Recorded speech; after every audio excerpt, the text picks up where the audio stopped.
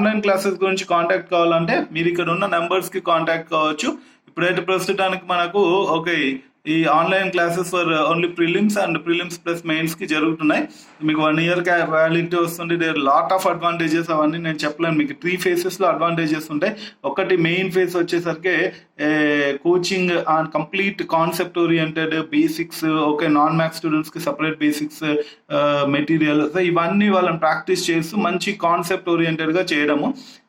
Second ఫేజ్లోకి వచ్చి వాళ్ళకి techniques, time management, మేజర్గా వాళ్ళకు ట్రిక్స్ నేర్పించడం. థర్డ్ ఫేజ్లో మెటీరియల్స్, టెస్ట్లు, ఎవ్రీథింగ్. ఓకే ఇలా ఫేజ్ వైజ్ నడుస్తుంది కాబట్టి రిజల్ట్ కంపల్సరీ సక్సెస్ఫుల్గా ఉంటుంది. ఇంకెవరైనా కావాలంటే ఓకే ఈ నెంబర్కి కాల్ చేయొచ్చు. And let us get in to the paper okay directly. మీరు చూడొచ్చు AP state level police recruitment వాళ్ళు కండక్ట్ చేసిన పేపర్ ఇది. పేపర్ 1 అనవచ్చు దీంట్లో. ఓకే మేజర్గా దీంట్లో మనం ఒక 100 క్వశ్చన్స్ని ఓకే పార్ట్ వీడియోస్గా చూస్తాము. సో ఇవాళ పార్ట్ 1 వీడియోలో కొన్ని క్వశ్చన్స్ చూద్దాం మనము. ఇది 16/12/2018 కండక్ట్ చేసిన పేపర్. సో లైవ్ పేపర్ని మనం ఎక్స్ప్లెయిన్ చేయడం జరుగుతుంది ఈ వీడియోలో. So let us get in to the questions. So మీరు చూసుకుంటే some of the 3 numbers B13680 if the first number is 3/5 of the third number and the ratio between the second and the third number is 4:7, then the first number is ఎంత అన్నారు. So ఇప్పుడు మీరు చూసుకుంటే ఇక్కడ some of the 3 numbers అన్నాడు. So నేనేం చెప్తున్నా అంటే 3 numbers సమ్ ఎలానో ఇచ్చారు కాబట్టి A+B+C అనేవి 3 numbers అని అనుకుంటే కంపల్సరీ మీకు ఏం తెలుస్తుంది, A:C అనేది 3:5 అని ఇచ్చాడు, B:C అనేది 4:7 అని ఇచ్చాడు. అంటే ఇక్కడ కామన్ ఏముందో చూసుకోండి, CC. కంపల్సరీ కాన్సెప్ట్ తెలిసిన వాళ్ళు, తెలియని వాళ్ళు ఓకే ఇవన్నీ కూడా మనం తెలుసుకోవాలా అని అప్పుడు మా ఆన్లైన్ క్లాసెస్ కన్నా లేకుంటే ఇంకేదైనా మీరు ఓకే సెల్ఫ్గా ప్రిపేర్ అయినా కూడా ఇన్ని విషయాలు తెలుసుకోవాలనేది గుర్తుపెట్టుకోండి. ఎందుకంటే లైవ్ పేపర్, వాళ్ళు ఇచ్చిన పేపర్ మనం ఎక్స్ప్లెయిన్ చేస్తున్నాం. Let us see. ఇక్కడ C కామన్గా ఉండడం జరుగుతుంది. అంటే ఇక్కడ 5, ఇక్కడ 7. సో దీన్ని మొత్తం 5 తోటి మల్టిప్లై చేయాలమ్మా, అండ్ దీన్ని మొత్తం 7 తోటి మల్టిప్లై చేయాలి. చేస్తే అప్పుడు 7 3 21. సో ఇది A అని చెప్పొచ్చు. 7 5 35. ఓకే ఇది C అని చెప్పొచ్చు. ఇక్కడ మళ్ళీ చూస్తే 5 4 20. ఓకే 5 4 20. ఇది B అని చెప్పొచ్చు. సో B 20 ఉన్నామా. సో 5 4 20. అప్పుడు నెక్స్ట్ 5 7 35. ఎలానో C అయిపోయింది. సో ఇప్పుడు A:C:B మనకు ఎంత అనేది తెలిసిపోయింది. సో ఇప్పుడు A+B+C మనకు 13680 కాబట్టి 21 okay 35 and 20. So you can say 2 + 3 5 + 2 7 okay 70 and 76 అని చెప్పవచ్చు. So 3 + 4 7 and 6 76. మొత్తం 76 పార్ట్స్ ఉన్నాయనేది మనకు తెలిసిపోతుంది. So 76 parts is equal to okay 76 parts is equal to 13680 అమ్మ. సో ఇప్పుడు ఇది కంపల్సరీ మనకు 4 టేబుల్లోనా 19 టేబుల్లా ఎవరి రేంజ్ని బట్టి వాళ్ళు 2 టేబుల్ మాత్రం కొట్టేయకనమ్మా. ఎందుకంటే ఇది కంపల్సరీ 4 టేబుల్లో పోతుందని మీకు తెలియదు. ఇవన్నీ ఏంటంటే ట్రిక్స్, మీరు బేసిక్స్లో నేర్చుకుంటారు. కంపల్సరీ నేర్చుకున్న వాళ్ళే ఎగ్జామ్ రాస్తారని ఒక ఇది ఉంటుంది కాబట్టి కంపల్సరీ నేర్చుకుంటారని అనుకుంటున్నా. సో 19 4 మీరు చూసుకోవచ్చు, 19 4 అని చెప్పొచ్చు. ఇప్పుడు 19 టేబుల్లో నేను కొట్టేయలేను సార్ అనుకుంటే 4 19 కొట్టేసేయండి. ఓకే మీ ఫెసిలిటీ కోసం చెప్తున్నాను. ఓకే 4 19 4 3 ఎంత ఓకే 12 అండ్ ఓకే 4 3 12 అండ్ ఇక్కడ ఏముంటుంది 16 ఉంటుంది. ఓకే 4 4 16 అండ్ నెక్స్ట్ ఇక్కడ 2 0 ఉంటుంది. ఇప్పుడు చూడండి 19 టేబుల్లో కంపల్సరీ కొట్టేయాల్సింది. 19 1 19. సో 19 అంటే 152 ఉంటుంది. 152 అంటే 19 8 152. సో టేబుల్స్ బాగా పర్ఫెక్ట్గా ఉండాలి. ఇప్పుడు మనకి ఏ షేర్ కావాలి. ఏ షేర్ ఎంత ఇక్కడ 21 parts. సో A = 21 parts కాబట్టి ఈచ్ పార్ట్ మనకు 1 part = 180. సో 21 part 21 × 180 అని చెప్పవచ్చు. సో 18 1 18 18 2 36 1 37 3780 మనకు ఆన్సర్ ఉండాలి. let us get into the options. Let us see the option. Option 2లో మనకి 3780 ఉంది. So that was the correct answer. Next క్వశ్చన్కి వెళ్దాం. సెకండ్ క్వశ్చన్కి వెళ్దాం. A boy distributes chocolates among 4 of his friends in the ratio 1/3, 1/4, 1/5, 1/6, and the minimum number of chocolates this boy should have in order to distribution is. So ఎన్ని minimum chocolates ఉంటే ఇది work out అవుతుంది వాటి ratio. So ఎప్పుడైనా సరే మీకు ఫ్రాక్షన్స్లో ratio ఇచ్చారు అనగానే మీరు వెంటనే దాన్ని నెంబర్గా మార్చాలనే ఒక థాట్ ఉండే ఉంటుంది. ఇవన్నీ నేర్చుకున్న తర్వాతనే మీరు ఎగ్జామ్ రాస్తారు కాబట్టి కంపల్సరీ. సో 3 4 5 6ని మనం చూస్తే దీని LCM 3 4 5 6 ఓకే 3 క్యాన్సిల్ అవుతుంది. ఎందుకంటే 3 డైరెక్ట్లీ డివైడ్ చేస్తుంది కాబట్టి 4 5 26 120. సో 120 అనేది మనకు మాక్సిమం LCMగా తీసుకోవచ్చు. మనం LCM అన్నా లేకుంటే LCM అవసరం లేకపోయినా నువ్వు మొత్తం అన్నా మల్టిప్లై చేయొచ్చమ్మా. దీన్ని మనం 120/2 3 ఏదైనా ఒక కామన్ నెంబర్ ఇవన్నీ డివైడ్ చేసి ఒక కామన్ నెంబర్ తీసుకుంటే సరిపోతుంది. ఎల్సిఎం అనే అవసరం లేదు మనకి. 120/6 ఇప్పుడు 6 20 జర్ 5 24 జర్ 4 30 జర్ అండ్ 3 40 జర్. ఇప్పుడు ఇవి కూడా మళ్ళీ మీకు ఏమైనా దేంట్లో పోతాయంటే కంపల్సరీ 2 10 జర్ 2 12 జర్ అండ్ 2 15 జర్ అండ్ 2 20 జర్. సో 20:15:12:10. సో ఇప్పుడు మీరు చూసుకుంటే దీంట్లో ఇప్పుడు ఇవన్నీ కలపండి ఒకసారి, మీకు ఎంత వస్తుందో తెలిసిపోద్ది. సో 20 + 15 35 + 45 + 12 57, మొత్తం 57 పార్ట్స్. మినిమం 57 పార్ట్స్ ఉన్నాయి. లెట్ us see 57 పార్ట్స్ ఉన్నాయా లేదా అనేది చూద్దాం. సో సెకండ్ క్వశ్చన్ చూసుకుంటే మీకు ఆప్షన్ 3లో 57 పార్ట్స్ ఉన్నాయి, రైట్. నెక్స్ట్ థర్డ్ క్వశ్చన్కి వెళ్దాం. థర్డ్ క్వశ్చన్కి వెళ్తే a person gave 2/5 of his property to his elder son and 30% of the property to his younger son. He shared the rest of property among his 3 daughters in the ratio 3:5:2. If one of his sons got rupees 20,000 more than the other, then the largest share among the shares of the daughters. ఇప్పుడు మీరు చూసుకుంటే ఎప్పుడైనా సరే అమ్మా, okay, వాడు ఏమన్నాడు, ఒకటి ఫ్రాక్షన్లో ఇచ్చాడు, ఒకటి పర్సంటేజ్ ఇచ్చాడు. పర్సంటేజ్ అన్న ఫ్రాక్షన్ ఒకటే కాబట్టి దీన్ని మీరు పర్సంటేజ్లో కన్వర్ట్ చేసుకోండి. అప్పుడు 2/5 × 100 ఏమవుతుంది, 40% అవుతుంది. అంటే ఎల్డర్ సన్కి 40% ఇచ్చాడు, యంగర్ సన్కి 30% ఇచ్చారు. రెస్ట్ మిగిలినది డాటర్స్కి రేషియోలో పంచారు. ఇప్పుడు దీని క్వశ్చన్ చాలా కాంప్లికేటెడ్ అనిపిస్తుంది కానీ ఏమీ ఉండదు. ఎందుకు ఏమీ ఉండదు అంటే ఎప్పుడైతే నువ్వు దీన్ని పర్సంటేజ్గా మార్చుకున్నావో వాడు అన్నది ఏంటి ఒకసారి మీరు బాగా గమనిస్తే, okay, among his daughters then the largest share. ఇంకొకటి ఏమన్నా చూడండి, ఇక్కడ చూస్తే మీకు if one of the his sons got 20,000 more than the other అన్నారు. అంటే మీరు బాగా గమనిస్తే ఒకరికి 40% ఇచ్చి ఇంకొకరికి 30% ఇస్తే గ్యాప్ కంపల్సరీ ఎల్డర్కి యంగర్కి 10% అవుతుంది. అంటే ఈ 10% 20,000 అని మనం అనుకుంటే ఇప్పుడు మీరు బాగా గమనించండి, ఇక్కడ వీరికి 40% ఇచ్చారు, ఇక్కడ వీరికి 30% ఇచ్చారు. అంటే మొత్తం 70% కంప్లీటెడ్. 70% అయిపోయింది అంటే మిగిలింది డాటర్స్కి 30% ఉంటుంది. సో ఈ 30% ఎంత అని చూసుకుంటే 10కి డబల్ 20, 30కి డబల్ 60, సో 60,000 అని చెప్తాం. సో 60,000లో వీళ్ళలో హైయెస్ట్ షేర్ ఉన్న డాటర్ ఎవరు అని అంటున్నారు. అంటే largest share among the daughters ఎవరికి అంటే మీకు అందరికీ తెలుసు 3 పార్ట్స్ 5 పార్ట్స్ 2 పార్ట్స్ మొత్తం కలిపి 3 + 5 8 + 2 10. 10లో 5 పార్ట్స్ ఉన్నదే హైయెస్ట్. సో అంటే 5 పార్ట్స్ అనే హైయెస్ట్ అని అంటే 60,000లో హాఫ్ ఒక ఆమెకి వెళ్ళిపోతుంది. అంటే 30,000 is the answer. Highest share ఉన్న డాటర్ ఎవరు అని అంటే 30,000. ఎందుకనంటే దీన్ని మామూలుగానే చెప్పొచ్చు, 5 పార్ట్స్ 3 పార్ట్స్ 2 పార్ట్స్ మొత్తం 10 పార్ట్స్లో 5 పార్ట్స్ ఈమెకే వచ్చిందంటే మొత్తం 60,000 ఇది రిమైనింగ్ షేర్, డాటర్స్కి ఇచ్చే షేర్. ఈ 60,000లో హాఫ్ ఈమెకు వస్తుంది. అంటే కంపల్సరీ 30,000 ఉండలేదో చెక్ చేసుకోండి answer. So 30,000 is there. Yes, option 4 30,000 is there. Right, that is the right answer. Next చూసుకుంటే the ratio of present prices. The ratio of present prices of bicycles is 2:3. 2 years later, when the price of the first is increased by 15% and that of the second by 475, the ratio of their prices becomes 3:5. The present price of the first bicycle in rupees and that. So the ratio of the present prices is 2:3 అని అన్నారు. అంటే మీకు compulsory వాడు ఏం చెప్తున్నారు, so 2:3 ఉన్నాయి అని వాడే చెప్తున్నాడు. అండ్ మనకి తెలియదు కాబట్టి 2x 3x అని అనుకోండి. ఓకే, ఇప్పుడు ఈ 2x మీద 15% పెరుగుద్ది. పెరగక ముందు ఎప్పుడైనా దీన్ని 100% అనుకుంటాం, అది అందరికీ తెలిసిందే. ఇవన్నీ ఏంటంటే నేను కొంతమందికి ఎవరైనా సరే ఏంటి ఫాస్ట్గా వెళ్తున్నా, ఫాస్ట్ కాదమ్మా, ఒక పేపర్ని ఎలా చేయాలో నేను చూపిస్తున్నా. ఆ పేపర్ చేసే ముందు ప్రిపరేషన్ ఏంటి అనేది మీరు కంపల్సరీ ఒక సెల్ఫ్ ప్రిపేర్డ్ అయితే బాగా ప్రిపేర్ అయి ఉండాలి. లేదా మాలాంటి వాళ్ళ దగ్గర కోచింగ్ వచ్చినప్పుడు మేము కంపల్సరీ మీకు వెల్ ప్రిపేర్డ్గా చేసి ఉంటామని చెప్తున్నా. అంటే ఇప్పుడు మీరు ఈ పేపర్ ఎక్స్ప్లెనేషన్ తెలుసుకోవాల్సింది అంటే ఓకే ఇది చేయాలంటే ఇలాంటి బేసిక్స్ తెలియాలంటే ఎన్నో బేసిక్స్ తెలియాలి, ఎన్నో టెక్నిక్స్ తెలియాలి. ఇవన్నీ కూడా చాలా విషయాలు ఉంటాయి, అవి నేర్చుకోవాలన్నా తపన మీలో పెంచుకోవాలనేది మెయిన్ ఇంటెన్షన్ అమ్మా, రైట్. అండ్ ఇంకొకటి మేము ఎక్స్ప్లెయిన్ చేస్తున్నాం కాబట్టి మీరు కోచింగ్కి మా దగ్గర రాగలిగితే వీటికి సంబంధించిన బేసిక్స్, షార్ట్ కట్స్, టెక్నిక్స్ ఇవన్నీ కూడా మేము మీకు తెలియజేస్తాం అనేది దాంట్లో ఎటువంటి సందేహం లేదు. సో దాని కొరకు మీకు ఈ పేపర్ ఎక్స్ప్లెనేషన్ అనేది బాగా ఉపయోగపడుతుంది. సో 2x అనేది మీ 100% అనుకుంటే దాని మీద 15% ప్రాఫిట్ అని. నెక్స్ట్ ఇంకొక దాని మీద 3x ఉన్నది ప్లస్ 475 అమ్మితే అప్పుడు రేషియో 3/5 అని.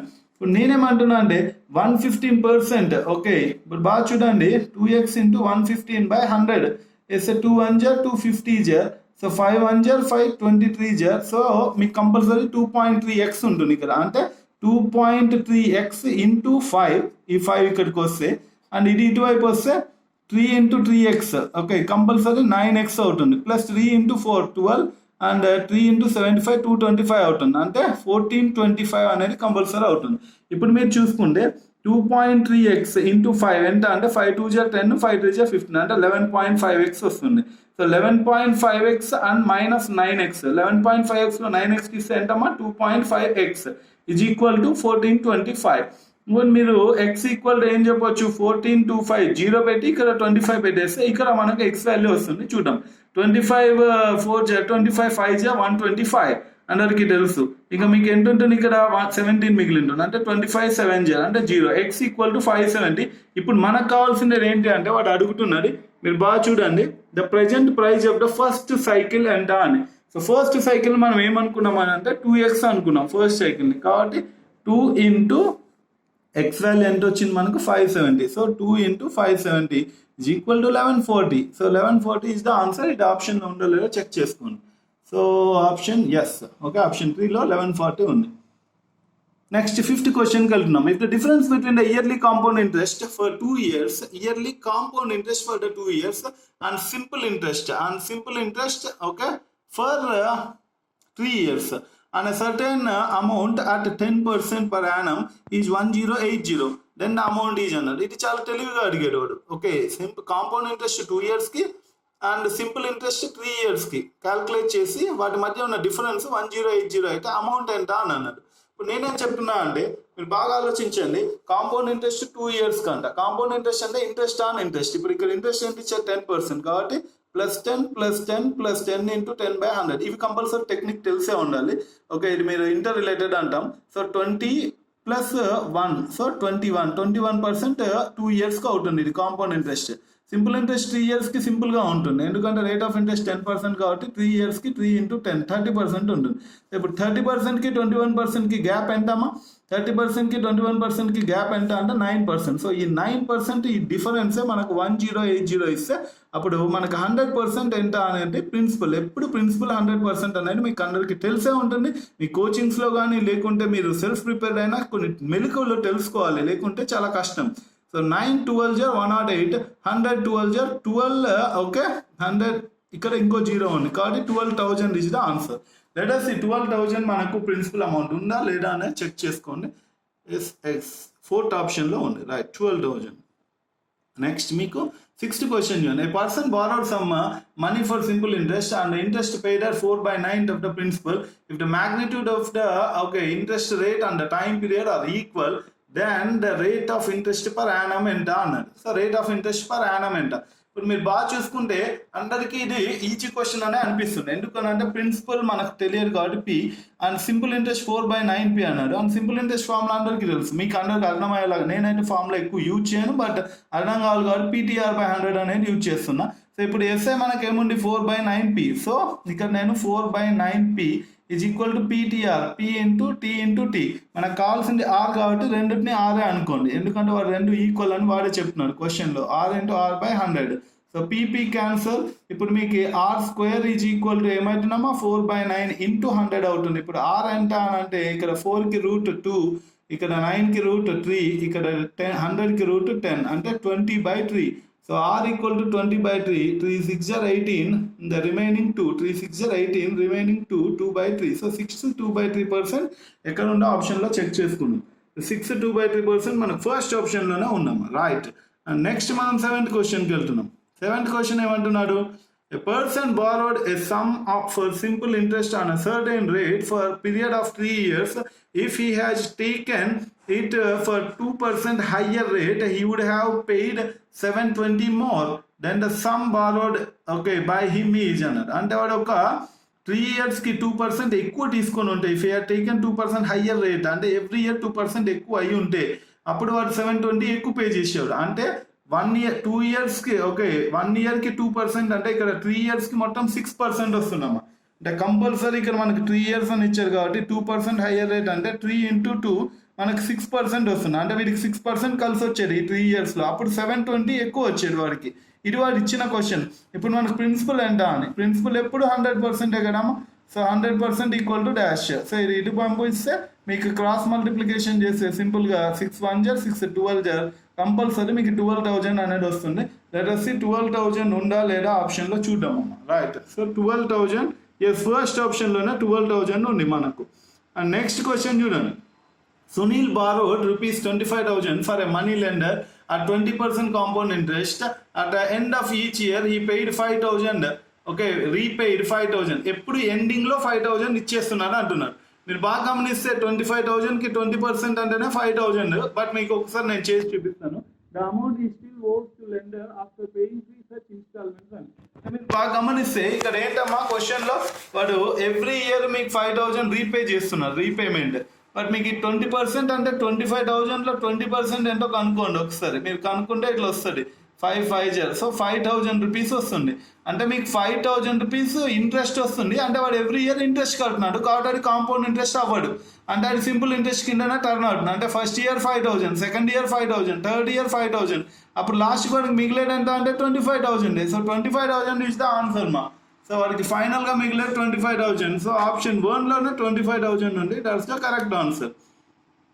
అండ్ 9th క్వశ్చన్ చూడండి. The number of times the number keyboard of a typewriter has been pressed in order to type the 300 natural numbers. Number of times కీబోర్డ్ని press చేయాలమ్మా. అంటే for example 2 digit నెంబర్ని అయితే 2 times, 3 digit నెంబర్ని అయితే 3 times, అలా వాడు అడిగాడు question ఇది.